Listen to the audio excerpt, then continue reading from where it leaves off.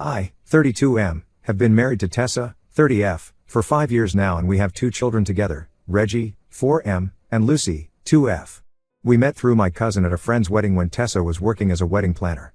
We hit it off immediately and started dating. After a year of dating, we moved in together, and 6 months later we got married. We had Reggie a year into our marriage and Lucy came along 2 years later. Before Tessa, I was in a relationship with Rachel, 31F, for 4 years. We met in college and started dating in our second year. Everything was great between us until she got a job offer abroad. Neither of us wanted a long-distance relationship so we broke up. It was hard but we both moved on, or at least I thought we both did. Last year, Rachel moved back to our city. I found this out when we ran into each other at my friend Tom's, 33M, birthday party. She looked exactly the same and for a moment, it felt like I was back in college. But then Tessa walked up with Lucy in her arms, and reality set in. Rachel was very friendly, congratulated us on our marriage, and gushed over our kids. She and Tessa seemed to hit it off well, talking about their shared interest in photography. After that party, Rachel started hanging out with our friend group more often. She got along well with everyone, especially Tessa. They even started having coffee together sometimes. Rachel would babysit our kids when Tessa and I had date nights. She became such a regular part of our lives that I completely forgot about our past relationship. 3 months ago, everything changed. Rachel came to my office during lunch break, looking worried. She said she had seen Tessa with another man multiple times at a cafe near her workplace. According to her, they seemed too close to be just colleagues. I brushed it off initially because I trusted Tessa completely. But Rachel insisted that their body language was intimate and she was worried about me. I started paying more attention to Tessa after that conversation. She had been working late more often lately, saying she had a big project coming up. She was always on her phone, texting someone. When I would ask who she was talking to, she would say it was work-related. One day, I noticed her quickly putting her phone away when I entered the room. The doubt started creeping in. I checked our phone bill and found multiple calls to a number I didn't recognize. The calls were often during her lunch breaks or late in the evening. When I asked Tessa about the number, she got defensive and said it was work-related but wouldn't give me more details. Rachel kept feeding me more information. She said she had seen them again, this time at a different cafe. She said the man had his arm around Tessa's waist as they walked. I still tried to give Tessa the benefit of doubt until Rachel showed me pictures. They were taken from a distance but I could clearly see Tessa hugging a man outside a cafe. In another picture, they were sitting close together, their heads bent towards each other. I confronted Tessa that night. She looked shocked at first, then started crying saying she could explain everything. But I was too hurt to listen. The pictures kept flashing in my mind. I packed a bag and went to stay with my brother Mike, 35M. Tessa kept calling and texting me but I blocked her number. She started sending messages through my family members, begging me to hear her out. My parents were devastated. They've always loved Tessa like their own daughter. My mom, 58F, was especially upset and kept asking me to talk to Tessa once. My brother thought I was being hasty and should at least listen to Tessa's side. But Rachel had more proof. She said she had overheard Tessa talking to someone on the phone, making plans to meet. She claimed she had seen them kissing in the man's car. She even said that some of our mutual friends knew about the affair but were afraid to tell me. I filed for divorce and asked for full custody of our kids. Reggie and Lucy were staying with me at Mike's place but they kept asking for their mom. Reggie would cry at night saying he wanted to go home. Lucy became clingy and wouldn't let me out of her sight. Seeing them like this made me even angrier at Tessa for destroying our family. My parents took the kids to meet Tessa twice a week but I refused to be there during these meetings. Tessa sent the divorce papers back unsigned, along with a letter explaining everything. I was so angry that I threw the letter away without reading it. Through all this, Rachel was my biggest support. She would bring food, help me with the kids, and listen to me vent for hours. She suggested that once everything was settled, maybe we could try dating again. She said she had never stopped loving me and moving abroad was the biggest mistake of her life. Looking back, I should have seen the red flags. Rachel was always around when I was upset about Tessa. She always had new information about Tessa's supposed affair. She was the only one who had actually seen Tessa with this man, yet she never had clear pictures of his face. The divorce proceedings started and Tessa's lawyer contacted mine about joint custody. My lawyer advised me to gather more concrete evidence of the affair before the custody hearing. Apart from Rachel's pictures and testimony, I had nothing solid. Another red flag I missed. Now my whole family is upset with me. My parents think I'm making a huge mistake. My dad, 60M, said I was throwing away the best thing that ever happened to me. My brother calls me an idiot every time we talk. Our friends are divided, some believe Rachel because she has pictures, others think Tessa would never cheat. I'm starting to feel lost and confused. Maybe I should have read that letter from Tessa. Update 1, it's been 2 weeks since my last post and I've discovered that I made the biggest mistake of my life. Everything came crashing down yesterday when my brother finally convinced me to read Tessa's letter. He literally sat me down and refused to leave until I opened it. What I found out has left me feeling like the biggest fool on earth. The man in the pictures with Tessa was her cousin Jack, 32M. He had moved back to our city 3 months ago after losing his job in another state. He was going through a messy divorce because he caught his wife cheating with his best friend. Jack didn't want anyone to know about his divorce until it was finalized because his wife's family is influential in the business community and could cause problems for him professionally. Tessa was helping Jack get back on his feet. The cafe meetings were her supporting him through his depression. The hugs and the pictures were her consoling him after he had just received divorce papers from his wife. The late work hours were actually Tessa helping Jack apartment hunt and get settled because he was staying in a hotel and running out of money. The unknown number on our phone bill was Jack's new number. He had changed his number to avoid his wife's family who kept harassing him. He specifically asked Tessa not to share his contact with anyone, including family, until his divorce was settled. Tessa agreed because she knew how messy divorces could get and wanted to protect her cousin. After reading the letter, I drove straight to Rachel's apartment to confront her about her lies. She wasn't home, but her roommate Lisa, 31F, was there, completely drunk. Lisa dropped a bombshell that made my blood run cold. Rachel never actually moved abroad for work. She had a mental breakdown when I started dating Tessa and moved away because she couldn't handle seeing us together. According to Lisa, Rachel had been stalking my social media for years. She knew about my wedding, the birth of both my kids, and even where Tessa worked.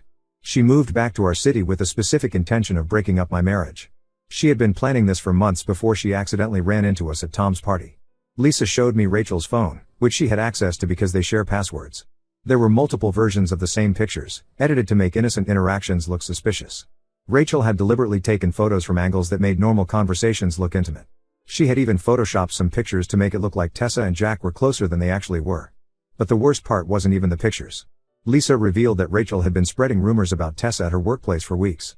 She had created a fake email account and sent anonymous tips to Tessa's coworkers about her supposed affair. She had even managed to convince some of our friends that she had solid proof of Tessa's infidelity but couldn't share it because she was protecting me. I felt physically sick. I rushed home to Tessa but found out from my parents that she had moved in with her sister Amy, 28F, temporarily. She couldn't handle staying in our house alone with all the memories. When I called Amy's place, Tessa refused to talk to me. Amy told me what these past 2 months had done to her sister. Tessa had lost so much weight that her clothes didn't fit anymore. She started having panic attacks at work and eventually had to take leave because she couldn't concentrate. She would cry herself to sleep every night, clutching the kids' stuffed animals. The worst part was that she blamed herself for not telling me about Jack sooner, thinking maybe then none of this would have happened. The kids were suffering too. Reggie had started having nightmares where he would wake up crying for both of us. His teacher called saying he had become withdrawn at school.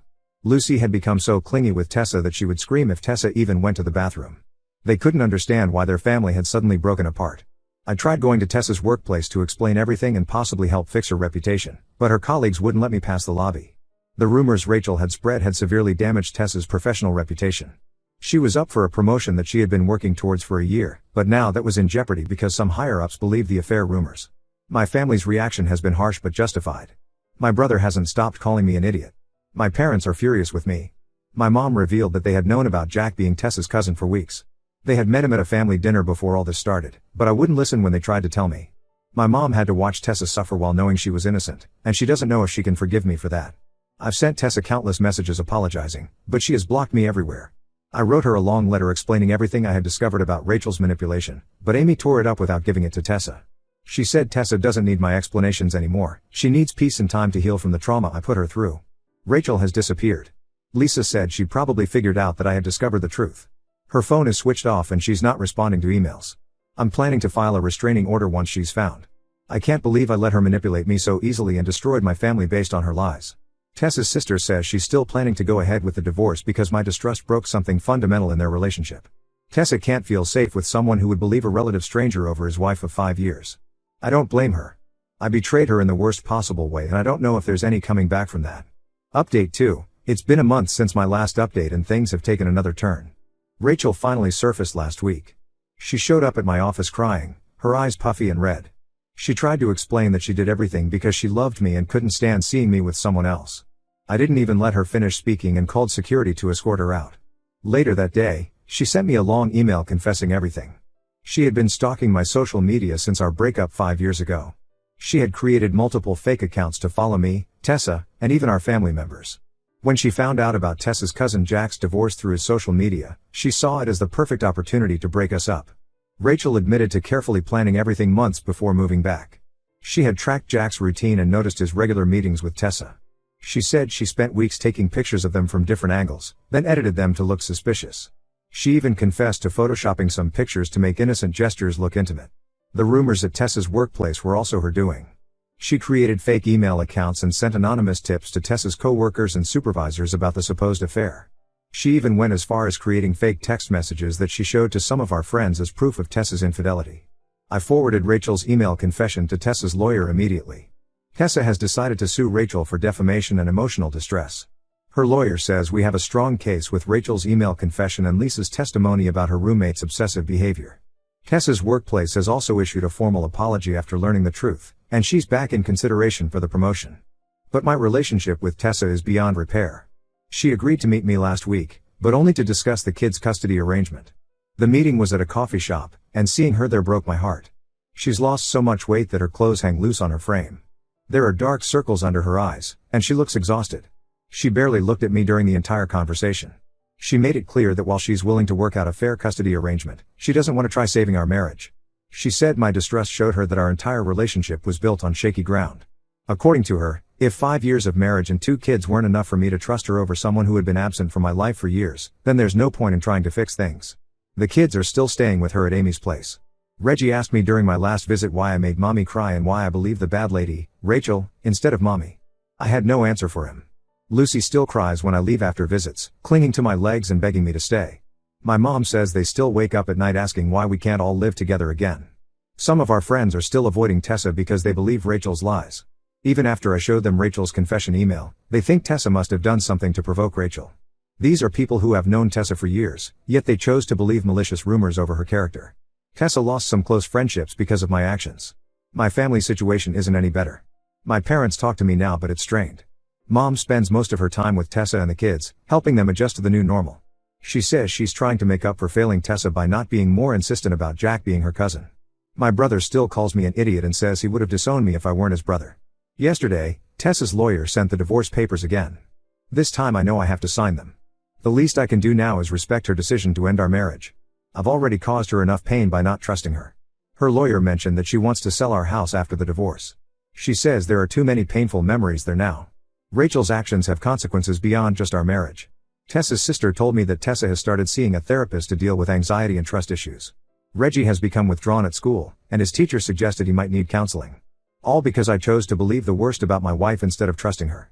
Update 3, final update. It's been 6 months since everything happened and life has changed completely. The divorce was finalized last week. Tessa got the house since she's the primary caregiver for the kids, and we have joint custody. She won the lawsuit against Rachel. The judge was particularly harsh given the premeditated nature of Rachel's actions. Rachel has to pay Tessa $50,000 in damages and is required to stay at least 500 feet away from both Tessa and me. Last I heard, she moved to Arizona to live with her sister. Tessa got her promotion at work. She's the new head of project management now. My mom says she's doing better, she's gained some weight back and has started going out with friends again. We only communicate through a co-parenting app about the kids' schedules and needs. It's strictly businesslike, no personal conversations. The kids are in therapy once a week to help them process everything. Reggie has stopped asking if I'm coming back home, but sometimes he still gets angry and says it's my fault that mommy cries. Lucy has adjusted better than expected. Her therapist says younger kids are more adaptable. She's started calling Amy's house home now, which hurts, but I guess I deserve it. I moved into a small apartment 10 minutes from Tessa's house to be close to the kids. I get them 3 days a week and every alternate weekend. Tessa and I have managed to be civil during handovers, but that's all. She doesn't look me in the eye anymore. When she hands me the kids' bags, she makes sure our hands don't touch. My relationship with my family is still complicated. My parents talk to me now, but things aren't the same. My mom spends most weekends with Tessa and the kids. She helps Tessa with housework and babysitting when needed.